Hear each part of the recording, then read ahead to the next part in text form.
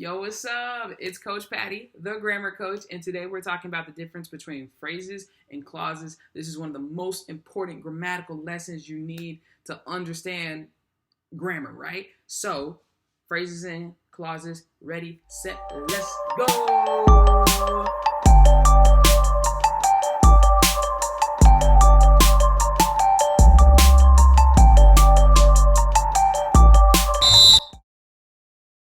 Okay, so seriously, understanding the difference between phrases and clauses is one of the most important things to understand with grammar because what's going to happen is when you understand when you have a phrase versus when you have a clause, that not only teaches you how to manipulate those phrases and clauses so you have better sentences, more improved sentences, but what it also does is it teaches you when and how to use punctuation. So make sure that you understand this. It is fundamental that you understand the difference between a phrase and a clause.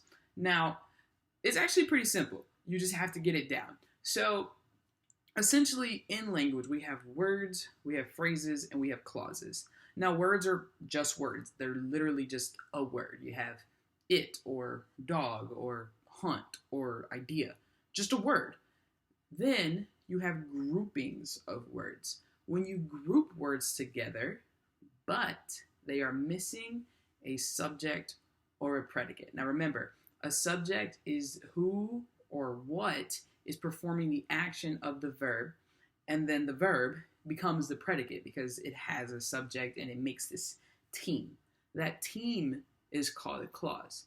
Now, if you don't have that team, but you have a grouping of words, then that grouping of words is called a phrase. So the main difference between a phrase and a clause is that there will be a subject predicate. There's a subject verb team present. If you don't have a subject verb team, you don't have a clause.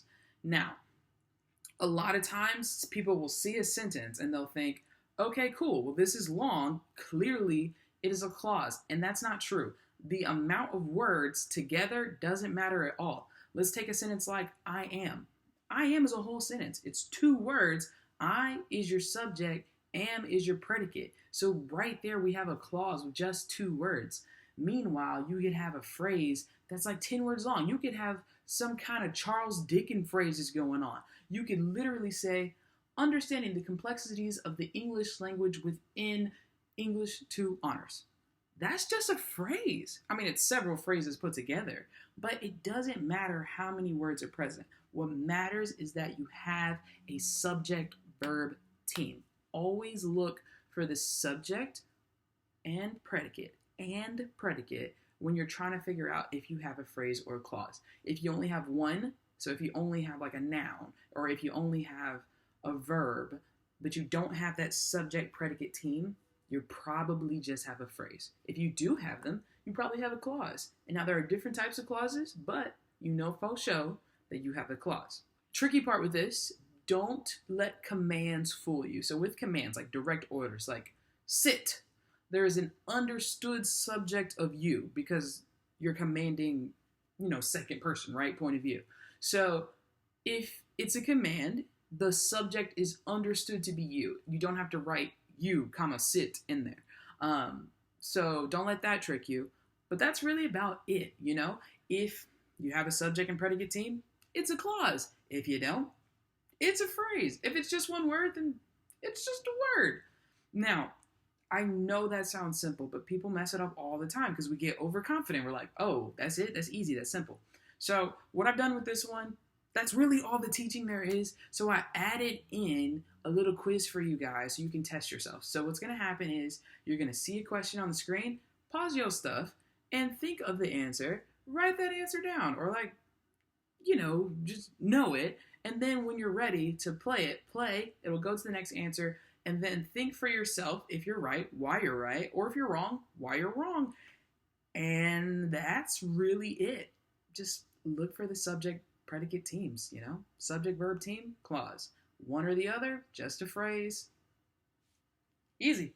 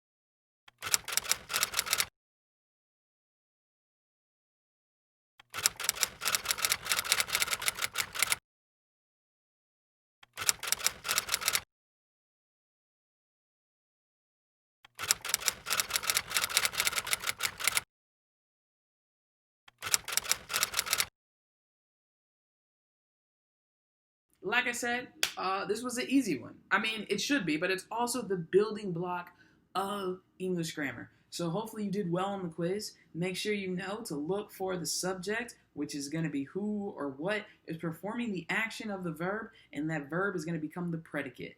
And once you have that subject verb team, you have a clause. If you don't have that subject verb team, all you're dealing with is a phrase. Don't be fooled by the length.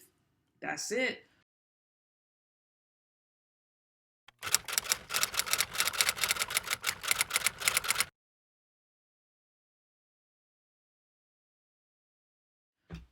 Coming soon, we're going to have different types of clauses, which gets really fun. Then we'll also explain the different types of phrases. And with that, we're building up some grammar. It's about to get gangster, shawty. Grammar coach. Like I said, well, I guess I didn't say it yet, so I'm about to say it right now. Make sure you like, you subscribe, comment if you have questions. And as always, it was a pleasure. Coach Patty out.